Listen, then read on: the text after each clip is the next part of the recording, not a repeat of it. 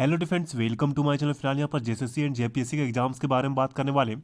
तो यहाँ पर देखोगे तो सबसे बड़ा अगर देखोगे मुद्दा यहाँ पर झारखंड में चलता है। तो फिलहाल यहाँ पर एग्जाम जब कंडक्ट होता है तो यहाँ पर पेपर लीक का मामला जो है सबसे ऊपर रहता है। ठीक है, पेपर लीक और यहाँ पर जो सेटिंग से यहाँ पर जो आपका बहाली होता है, यानी कि यहाँ पर घोटाला को लेकर जो बात आता है, ये बहुत बड़ा यहाँ पर विषय है। क्योंकि इस पर जो है एक्शन लेना सरकार को यहाँ पर कंपलसरी है। क्योंकि इस तरह सिर्फ यहाँ पर जो है बर्बाद कोई हो रहा है तो वह स्टूडेंट हो रहा है। ठीक है, स्टूडेंट बर्बाद हो रहा है और कुछ नहीं हो रहा है।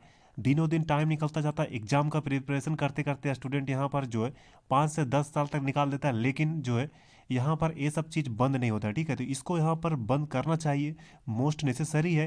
क्योंकि ये सब ज़रूरी है, अगर नहीं भी करोगे तो फिर जो स्टूडेंट यहाँ पर देखो तो स्थिति स्टूडेंट का यहाँ पर खराब होते जा रहा है। ठीक है, अभी देखोगे तो जो एग्जाम्स कंडक्ट हुआ उस पर भी देखो तो बहुत सारा यहाँ पर जो है सवालिया निशान है। तो यहाँ पर जो है देखोगे तो सबसे बात करने वाले हैं हम लोग यहाँ पर जेपीएससी का। ठीक है, जेपीएससी का बात करेंगे, फिर जेएसएससी का भी बात करेंगे, जो भी एग्जाम्स का पेंडिंग अभी तक है एंड जो भी रिजल्ट अभी तक नहीं उसके बारे में डिटेल बात करेंगे। तो रिक्वेस्ट है, प्लीज़ वीडियो को पूरा देना, कहीं पर स्किप मत करना एंड वीडियो को ज़्यादा शेयर करें ताकि जो भी स्टूडेंट यहाँ पर जेएसएससी का हो या जेपीएससी का हो, ये चीज़ जरूर यहाँ पर देखें क्या आप लोग का प्रीवियस में यहाँ पर जो हो चुका है। ठीक है, अब देखोगे तो यहाँ पर लिखा गया है कि जेपीएससी 2 प्रश्न पत्र सेट करने के लिए पैनल नहीं बना, फोन पर की गई परीक्षकों की नियुक्ति।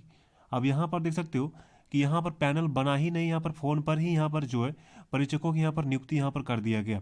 सबसे बड़ी बात है, यहाँ पर देख सकते हो लिखा गया कि जेपीएससी 2 में मनपसंद उम्मीदवारों को अफसर बनाने के लिए आयोग के अध्यक्ष की सहमति से फोन पर परीक्षकों की नियुक्ति की गई।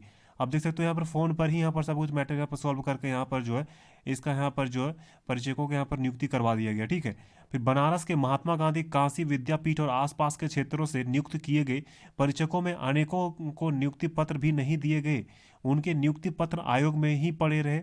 अब देखो यहाँ पर नियुक्ति पत्र भी नहीं दिया गया और यहाँ पर जो है वहाँ पर आयोग में ही यहाँ पर पड़ा हुआ रहा। एंड सुनियोजित साजिश के तहत क्वेश्चन सेंटर, मॉडरेटर, एग्जामिनर आदि का पैनल नहीं बनाया गया।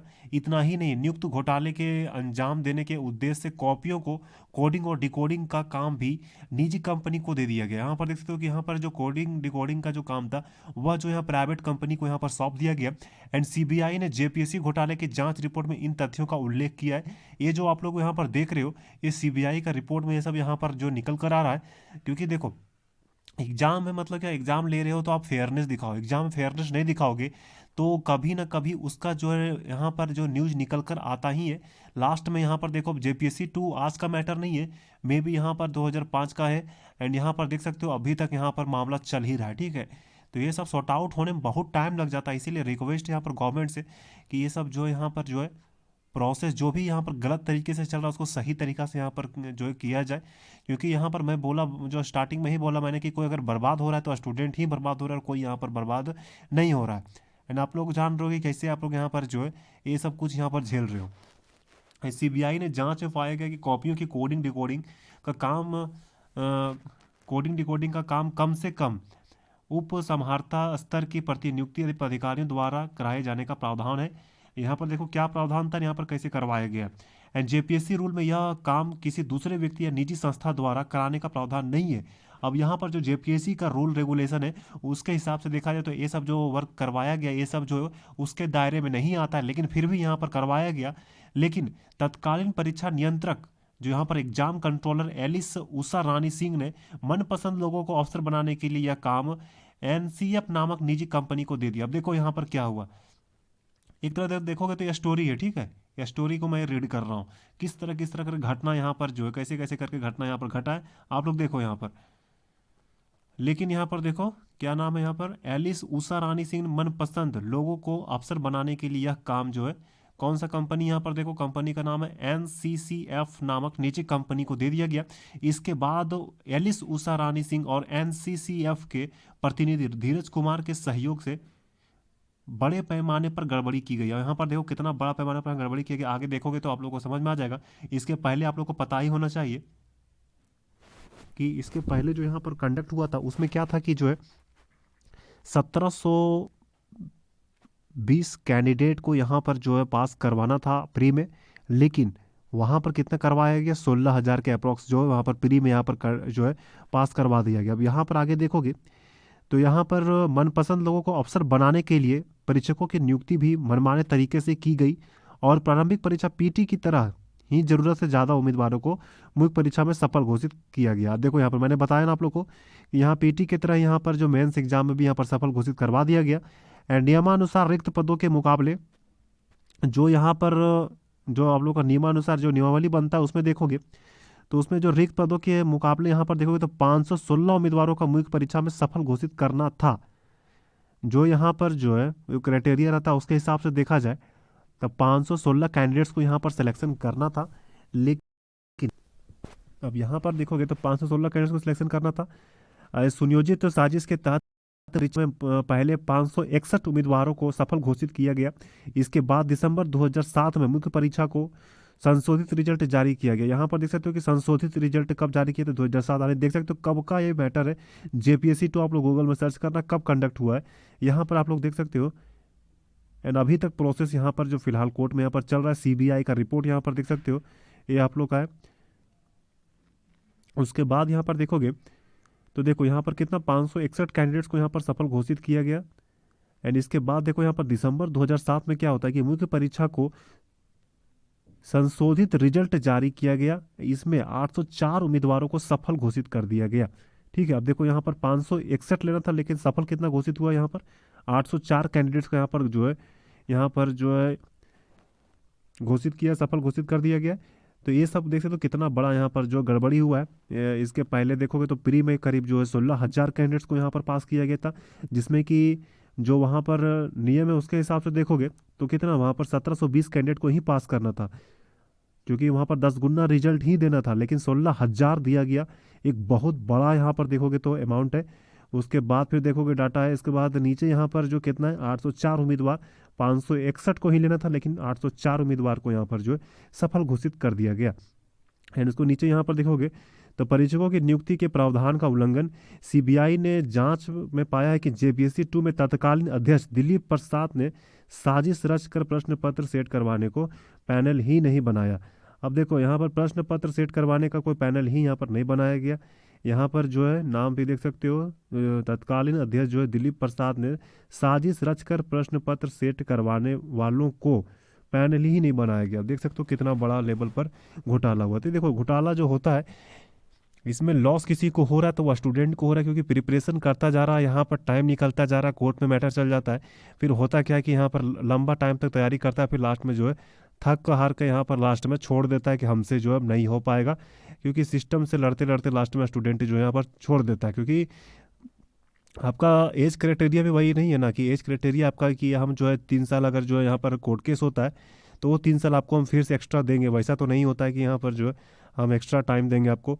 आपका जो एज क्राइटेरिया उसके अंदर ही सब कुछ करना है, ठीक है, उसके अंदर भी इतना कुछ होगा तो फिर स्टूडेंट किस पर विश्वास करे, कौन सा आयोग पर विश्वास करे कि मेरा जो है एग्जाम सही तरीका से लिया जाएगा। अब देखो यहाँ पर जेपीएससी नियुक्ति घोटाले की जांच रिपोर्ट में सीबीआई ने कई चौंकाने वाले तथ्यों का उल्लेख किया। अब यहाँ पर सीबीआई का जो रिपोर्ट आया है उसमें बहुत सारा ऐसा रिपोर्ट है कि आपको चौंका देगा, चौंका ही दिया है, देख सकते हो। और इसमें है क्या, जब यहाँ 561 कैंडिडेट्स को यहाँ पर लेना था तो फिर 804 कैंडिडेट्स को यहाँ पर क्यों लिया गया। सबसे बड़ा क्वेश्चन मार्क ये है, जब 1720 कैंडिडेट को लेना था प्री एग्जाम में तो फिर यहाँ पर 16,000 कैंडिडेट्स को यहाँ पर क्यों लिया गया। ठीक है, तब बहुत सारे स्टूडेंट बोलेंगे कि आप ये पुराना न्यूज़ क्यों दिखा रहे हो, पुराना एग्जाम का। कोई बोल देगा कि यहाँ पर जो पेपर है वो आपका बहुत पुराना है, बहुत देखोगे तो 1 साल 2 साल का पुराना पेपर आप दिखा रहे हो, पुराना न्यूज़ है। तो ये सब अगर आपको जानकारी नहीं है तो आप फिर पढ़ना छोड़ दो, आपका पढ़ाई का कोई मतलब नहीं है। ठीक है, और मैं इसको इसलिए दिखा रहा हूँ क्योंकि आप लोग अवेयर हो, देखो, जागरूक हो कि क्या फ़िलहाल चल रहा है। ये सब न्यूज़ अगर ध्यान में नहीं रखोगे तो सिर्फ पढ़ते रह जाओगे, पढ़ते रह जाओगे, कभी सिलेक्शन नहीं होगा। ठीक है, क्योंकि आप एक एग्ज़ाम पर फोकस कर रहे हो, इस एग्ज़ाम के बारे में आपको जानकारी नहीं है कि उसमें हो क्या रहा है, जो है पहले क्या हुआ है, अभी क्या हो रहा है। अगर 1% भी जानकारी नहीं, पढ़ते रह जाओगे, ठीक है, पढ़ते रह जाओगे, टाइम निकल जाएगा, एज निकल जाएगा, सिलेक्शन नहीं होगा। इसीलिए अवेयर रहो, जागरूक रहो, ये सब चीज़ का जानकारी होना चाहिए, आवाज़ उठाना पड़ेगा। क्योंकि इस तरह जो है चीज़ें जो है अगर चलता रह गया तो फिर आपका सिलेक्शन ज़िंदगी में नहीं होगा। और यहाँ पर जो है जो आप लोग का घोटाला है ये बहुत बड़ा पैमाना पर जो है होता रहेगा, ठीक है। इसीलिए यहाँ पर रिक्वेस्ट है सरकार से कि इस पर जो कड़ा एक्शन लिया जाए, एंड जो भी एग्जाम से भी फिलहाल जेएसएससी का हो या फिर जेपीएससी का हो, सबका सही ढंग से लिया जाए। बहुत सारे कैंडिडेट्स अभी बहुत दिनों से वेट कर रहे हैं कि यहाँ पर मेरा सिलेक्शन होगा, तो वहाँ उसका सिलेक्शन पर क्वेश्चन मार्क नहीं आना चाहिए। अगर सही नंबर आ रहा है तो उसका सिलेक्शन होना चाहिए। अब यहाँ पर जेएसएससी का भी देखोगे तो बहुत सारा एग्जाम्स पेंडिंग में है। बोला गया था कि एग्ज़ाम कैलेंडर हम जारी करेंगे, लेकिन अभी तक एग्ज़ाम कैलेंडर क्यों नहीं जारी किया जा रहा है समझ से बाहर है, क्योंकि यहाँ पर टाइम निकल रहा है। 8 तारीख हो चुका है, अभी कम से कम एग्जाम कैलेंडर दे देना। चाहे आप एग्जाम जनवरी में लेने वाले हो तो कम से कम एग्जाम कैलेंडर आप जारी कर दो, उसमें भी यहाँ पर जारी नहीं किया जा रहा। अब लेडी सुपरवाइजर वाले कैंडिडेट्स यहाँ पर वेट कर रहे हैं कि अब यहाँ पर रिजल्ट आएगा, उसका भी नहीं दिया जाता। आखिरकार फिर यहाँ पर जो इतना चेंजिंग होने से फ़ायदा क्या हुआ कि सब कुछ फिर वही ढंग से चलेगा, जो पहले चल रहा था वही हाल फिर है, तो फिर चेंजिंग से यहाँ मतलब क्या रह गया। रिक्वेस्ट कर रहा हूँ कि जल्द से जल्द ये सब जो प्रोसेस को कंप्लीट किया जाए। स्टूडेंट बहुत ज़्यादा परेशान हो रहे हैं, एक्साइज का भी यहाँ पर एग्ज़ाम नहीं लिया जा रहा, जो इतना स्टूडेंट यहाँ पर डेथ कर गया। तो ये सब प्रोसेस जो भी रिमेनिंग है, सहायक आचार्य का तो बात ही यहाँ पर नहीं किया जा सकता है, क्योंकि मैटर सुप्रीम कोर्ट में वहाँ पर फैसला सुरक्षित रखा गया है। अब उसका फैसला कब आएगा वो पता नहीं, वो किसी को पता नहीं है, ठीक है। तो उम्मीद रखिए कि और क्या कर सकते हो इसमें यार।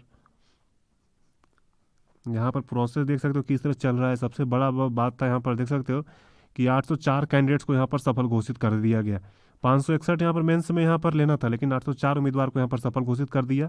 एंड क्या है देखो यहाँ पर, इसके बाद दिसंबर 2007 में मुख्य परीक्षा को संशोधित रिजल्ट जारी किया गया। देखो संशोधित रिजल्ट यहाँ पर जो है जारी किया गया।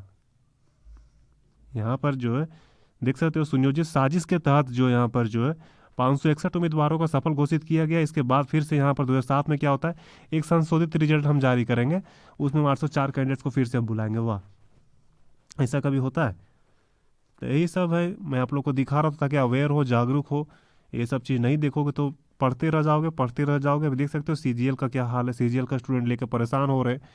यहाँ पर जो कोर्ट में केस था, सुनवाई होना था जैसे सीजीएल का, लेकिन अभी तक जो है सुनवाई भी नहीं हुआ। अब 17 दिसंबर को यहाँ पर अगला डेट है, एंड यहाँ पर रिजल्ट भी आउट हो चुका है। बहुत सारे अब स्टूडेंट यहाँ पर जो है परेशान हो रहे हैं कि सर आखिरकार आगे क्या होगा। तो अब देखो टाइम ही बताएगा, और इसमें कुछ नहीं बताया जा सकता है।